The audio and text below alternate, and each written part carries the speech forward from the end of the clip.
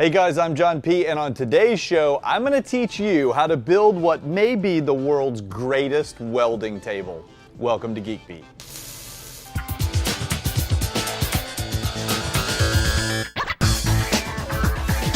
Okay guys, I am first going to give you a tour of the CertiFlat FabBlock. This is a brand new table coming from the guys over at Tab and Slot. And this is a very unique welding table. First of all, you can tell by looking at it, it's just freaking gorgeous and impressive. So every person that has come by here and taken a look at this since I finished it has just been wowed by it. It is also extremely heavy, but notice how easily it moves. And you'll see later when we start fabricating on it, this is a feature that I really love. The wheels, the legs, it's so solid, but being able to put something on here and while you're welding, spin it around and then hit the next piece and get it back and forth, it's fantastic. So it's very smooth operation and it's just a great welding surface. Now let me talk about the features of it. First of all, it is extremely flat. Carter, come down here and let's look at it. It is almost impossible to not make this thing flat because it's going to come in a kit with little slots and tabs that you can see that have been welded together right here, and when you piece them all together and clamp it in place and then weld it, it stays perfectly flat. So first thing I would say is, whether you are a professional welder or whether you are just starting out, this is the most important part of your welding. The things you build are only going to be as flat as the surface you build them on. So, I don't know about you, but 10 years ago when I started welding, I built myself my own little welding table, and I've been welding on it ever since until I got this thing. I sure wish I had had this in the past. So, they are not very expensive. You need to go ahead and pony up right now because a kit like this is a few $100. So, just in the steel alone that you're going to spend to build your own, it's going to be, you know, a lot. So just pony up for one of these. Now let's talk about the features. First of all, we talked about how it's built, but let's take a look underneath so you can see the real framework here. You'll notice it's kind of divided into 9 quadrants because there is a supporting infrastructure in place, and you're going to see these kind of locked together. Each of the 4 corners has a plate underneath it, and you can see that we have the optional leg kit here that bolts right onto these plates. Now, I have secured the legs and the top together with 2 bolts in each of these corners, so there's 8 bolts holding it. It will never move, that's probably overkill, but if we take those bolts off, you could technically remove this tabletop and use it in conjunction with another, and I'll show you how that would work later. But let's look down a little further. The table legs are 2-inch square steel. It's about 8-inch thick steel, so it's super strong. And the way they go together, there are 4 little pieces that connect down here that get welded in place. They're slotted together, so if you notice, they have these laser cut slots on the bottom. It's pretty cool. The machine that cuts them does it perfectly every time. Also, you'll see later the way these legs are made. They are cut at the top and bottom on the laser. There are little mounting plates that go on the bottom, and the kit comes with these 4 wheels. You simply bolt them in place. One thing I like about these wheels, when you lock them, not only do they not move this way, but they don't move this way. They are locked in that direction as well. So it's pretty cool. And you could lock all 4 of them in the outermost positions to keep them nice and stable. All right, let's take a look at these parts. First of all, these pieces right here, we've got 8 pieces that make up the inner and outer framework. So you'll notice there are 2 pairs of these. These are 6 inches tall, and the kit that I have is the 30-inch kit. Now the standard fab blocks are 24-inch kits. I opted for a larger option, this 30-inch, and by the way, they will custom make you any size you want over there. So if you need something special, that's what they do. They make specialized jigs and fixtures and tables for tremendous numbers of industry welding teams. So just request anything you need. Like I was saying, these are the outside pieces. You can see these are the ones that go right here. They wrap around. And then these pieces are the ones that go in the middle. They are the bracing structure for the surface. Now over here, we've actually got all the components for the legs. These are the legs that I was talking about, and you can see better how these pieces are laser cut here. It's very cool. The machine that they cut them on just turns the tubes all over the place and cuts them, and bingo bango, there you got it. You'll see how it fits together right here. This is going to drop in there and slide down, and then we'll just give them a little welding in place so these won't move later. Also, you'll notice that the legs have different patterns cut at the top and at the bottom. So you can't, technically actually that's the top and that's the bottom, so you can't get it wrong. And then there are little plates that go on each one. So this plate will slot right in there, and that's why they call it tab and slot. And we'll pound that in place, make sure that it stays there, weld it, and then the wheels fit right on there, and you'll notice they are made to perfectly fit. It's a beautiful kit, I love it. Likewise at the top, we have this plate, and the way it works is this part slots right in there. And what is super cool and super ingenious is that with this plate on here, you will notice it slots down into those holes. And so now I can move the whole table that way, but this is where we bolted in. So once this is put in place, not only do the 2 bolts or however many bolts you decide to use help hold it, but those little pieces sticking out the bottom also hold it. So super, super cool. Okay, now all of that is going to get welded to the top, and this is what the top looks like. It comes as one big piece, super heavy, and although it's not really sharp because the edges are clean from the laser cutting, I would recommend you use gloves. You don't want to be doing this really barehanded. Okay, so there is our top. And then, as I was mentioning, there are 4 corner pieces that go on the bottom, and these are those 4 corner pieces. Now, one thing to note is, and when we start fabricating it, you'll see, these look like they're all identical, but they're not. Actually, they will only fit together in one way. So keep in mind that they look symmetrical. They're not really symmetrical. So we have to pay attention to that while we're assembling them. Now, I want to show you one other piece. This is another part of the FabBlock system. This is basically a shelf that can be used to extend the table. So if we have it like that, it could be bolted on the side, and it adds an additional foot of length to the table. Or we could use it standing up for fixturing. So imagine this tabletop was welded up. We could put it there like that. And now we could mount fixtures to the bottom and to the top. Now some of you are saying, well, wait a minute, what's all this fixture talk and why all these holes everywhere? Well, here's why, because it's for the tooling. There are different tools that we can get that will allow us to just stick it in the slot or stick it in the hole. There we go. And then we could put a piece here and clamp it in place so that it holds what we're going to work on. Also, there are little pins you can put in the holes and all kinds of tools. So that's the purpose of these holes. And the holes are standard 5/8 inch holes. So, all right, that's a tour of all the goodies. Let's start putting it together. Okay, this is a little counterintuitive because we have this beautiful work surface here, but we're actually not going to use it.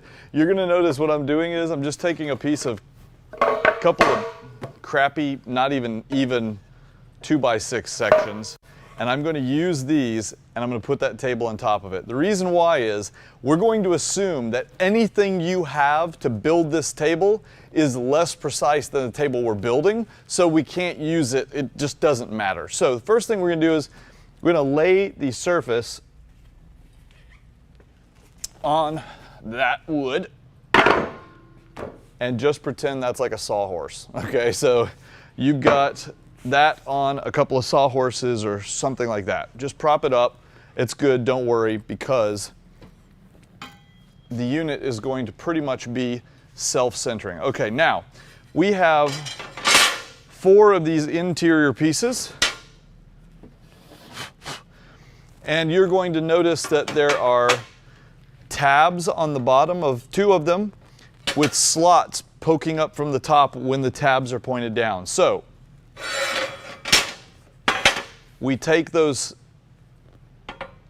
tabs and we kind of fit them down into one like that. Same thing with the other. And then guess what these do? They're going to go right down like so.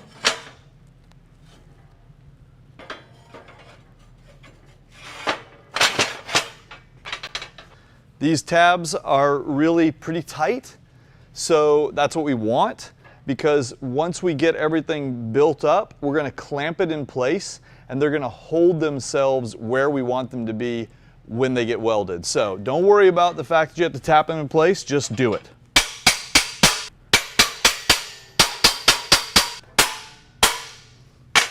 Now once you've hammered them, make sure there are no gaps anywhere. What I did was, before I put them in place, I checked all the edges and I checked the surface to make sure there wasn't any kind of little pieces of metal clinging to it that might get in the way, create a gap. We want to make sure that it is perfectly flat. Then we're going to start putting our outer edges in place. You have 2 of each of a different cut. The primary difference being at the edges. One of them has an edge that is inset and the other one has an edge that sticks out. The 2 of each, the pair of each, will go across from one another so they interlock.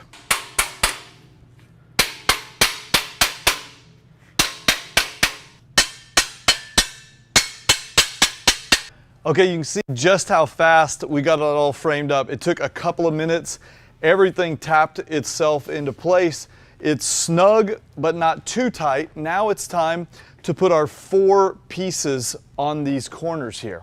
Now remember, they will only go one way, so you need to kind of take them and turn them until you find the position that fits just right, and you'll know it when you find it. Okay, at this point, with everything just kind of dry fit together and nothing clamped, we can take some sort of a straight edge and place it across there and start looking to see how precise is it at the moment. It already looks incredibly flat. So what we're going to try and do is we're going to try and maintain that level of flatness while we weld it up. Remember, as we're putting weld beads everywhere, they create heat, and as they heat and cool, we get expansion and contraction. So really what we're going to try and do is prevent all of that movement in the process. So the way that we're going to go about this is not the officially sanctioned method of doing it. It's just what I found to be easiest. So you've got an option. You can follow the official instructions, or you could give this a try. All right, here's the deal. All I did was ran down to Lowe's and picked up a bunch of bolts. These are 8-inch long, 1/2-inch bolts. And what I'm going to do is I'm going to thread them through. You can just go right up from the bottom and screw that thing in place.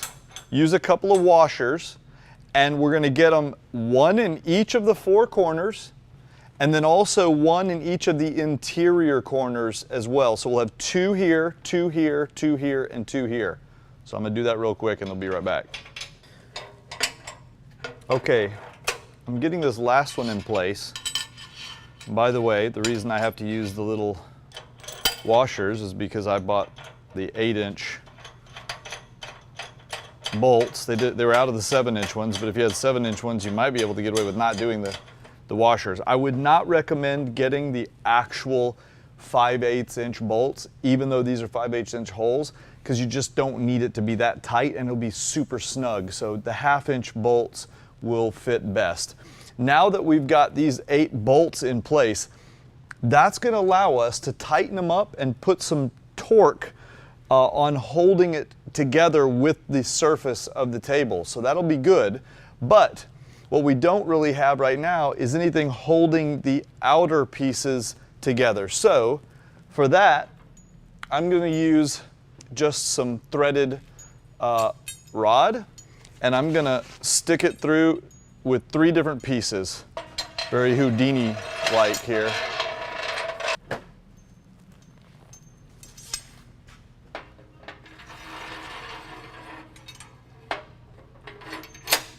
And we'll secure the outside with a washer and a bolt. This is going to allow us to also put a little torque on the edges from both sides to make sure it's very snug in every possible direction. Okay, I've got the bolts in place everywhere. Keep in mind, I opted to go for the bolts because for me it's easiest and because I plan on building more than one of these tables. So this makes it super repeatable, super quick. If you have standard clamps, you could, as long as they're big enough, clamp this thing in place as well. It's just, to me, you won't be able to get them quite as tight, and I worry about being able to move it around. With these bolts on it, I can pretty much move it anywhere I want and they are not going to shift. So, you know, $20, $30 worth of bolts, I think is going to give you a much better installation here. So, next step is to gently tighten everything up while continuously looking for and checking the straightness and flatness to make sure we're not torquing it in one direction or another. Remember, after you've flattened up the top, make sure all the sides are perfectly flat, especially because with these bolts, you can easily tighten it too much and squeeze them in, and you don't want that to be your permanent mode of operation there. Okay, now that I've checked everything 2 or 3 times, it's time to weld. But the first thing we're gonna do is just tack weld, and we're gonna try and get in there, barely tack weld, just enough to hold it in place, get in, get out with the least amount of heat as possible. All right, I started with that one, so we're gonna come across to the other side and we're gonna make a weld here real quick. Then we're going to come across from that one as well. So we're going to try and keep continuously moving across diagonally as we tack weld each of these points on top, so that as they contract and expand a little bit, we're evening it out everywhere. Then once we've got all our tacks in place, we're going to check it again for level.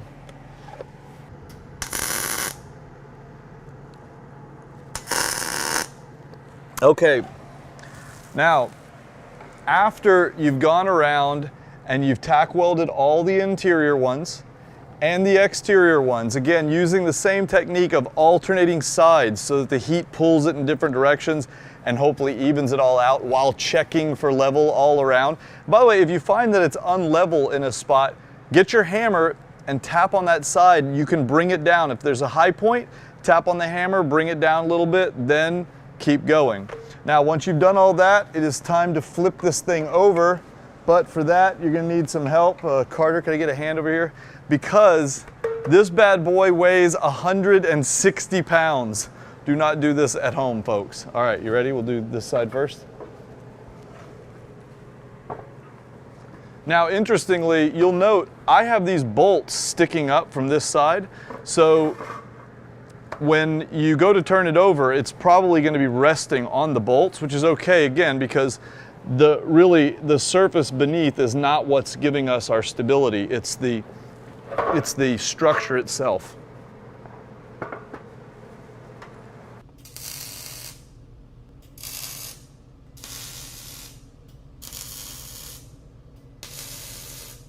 Okay, so every single slot on this thing now has a tack weld in place. So effectively, this is one giant piece. It'd be very hard to take it apart, but just to make sure it never comes apart, we're gonna go back and basically fill in the slot. Now, what we're not trying to do is completely fill it in and then have to grind it flat. No, that's not what we're looking for. We just want to put a little more weld in every slot to make sure we're covering from side to side and the bottom, so that we get a good complete weld everywhere and make it super, super solid. So that's the next step.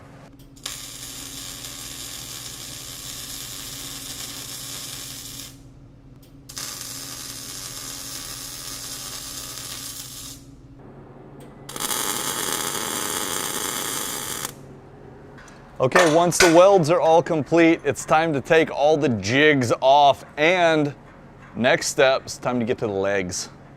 Okay, we've got a little bit more welding to do now that the top's finished. We need to put the legs together. Now you can see I've kind of test fit these pieces. So on this end, this is actually the bottom. We've got the piece that the wheel will bolt onto. And here's the trick that I discovered with this one. You're going to, it could go on pretty tight, okay, but you may have to hammer it right in the middle to get it down in there, but get it all the way down so that when you look at it from the side, you see right now there's a little gap. It's a little hard to see. Oh, there you go. There's a tiny gap in between the plate and the corner. We don't want that. I need to get that down even further, so there we go. Something like that, where I've closed the gap. That's good. Now, technically, we should probably weld it right out here, put little tack welds around the outside. But what I've discovered is that the wheels have a circular indentation there. And if you happen to tack weld around these points, the wheels cover up the weld and it doesn't interfere with them at all. So you end up like, if you look at the table down here, you end up with no weld points anywhere around the wheels. It's just a super clean look. So I kind of like that. So my recommendation is do some welding in here to weld this base to the tabs, and then you can fit this over it. Now keep in mind one other thing. When you do this, you're welding a piece of 1/4 inch steel to a piece of 1/8 inch steel. So turn the heat down. You've been welding 1/4 to 1/4 on the tabletop, you can take a lot more heat. This, you gotta be careful not to burn through the tube. Okay, on the other end, we've got kind of the same thing going on. We want this plate to come all the way down and close the gap. So you can see I've got that pretty much closed right there. And then this one, there's really not a good place to weld on the inside. You can try tack welding a little, but you don't want any weld material out here on this plate because this piece is going to stand flat on here. So no excess weld down here because it's going to screw up the placement. So instead, we're going to weld this one around here. You've got some nice little gaps. Just fill those gaps in, go around, and you'll be done. So I'm going to tack all these together and then get it welded up, and then we will assemble the final pieces and get it turned over.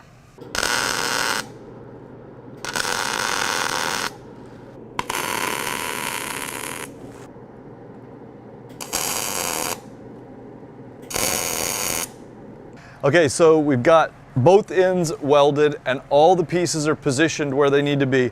Again, remember these poles have little tabs on them, little feet that stick out, and all you need to do is try and center them on the center block of 9 holes here. So line up the holes, and these pieces will fit right down into the 4 in this corner, just like that. Okay, now once these are there, we're going to put these support braces in all 4 areas. But here's a tip. Whenever they make tubular steel, there's always a seam on one side. So you'll notice all 4 of these pieces have this one seam. It's kind of ugly, not that everything is beautiful, but just to make it look a little nicer, let's keep the seam pointing downward, which means in this case upwards. So you're going to just kind of slot these into place, tap them down, they lock in, and then we're going to put a little weld with the seam pointing up.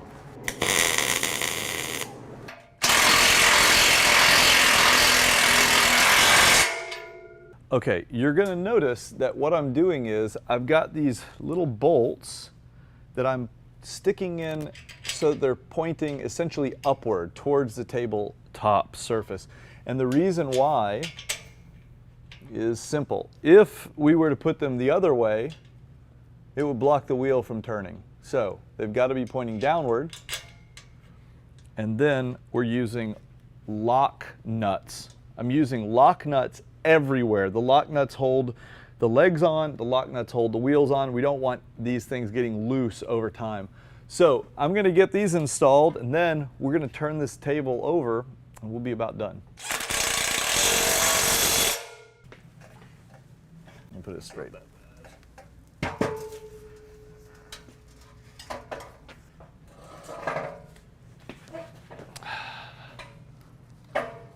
Well, we finally completed the table. That took, a couple of hours, mainly because each one of these tables has about 80 plus weld points just on the top, plus then there's the legs and everything else. So you think about it, you probably tack welded at least 100 times and then welded 100 times. So that's really it. But it's not hard to do, and you don't have to be a great welder. That's the beauty of this system. Even if you were a beginner, all you have to do is be able to make those welds and keep it inside the little channels, and you're gonna come out with the most perfect, straight, flat table ever. Now, one of the other things I really like about this particular line of tables is because it's got that 6-inch sidewall, we can now pull these two together and use a plate here to connect them and turn them into one very solid,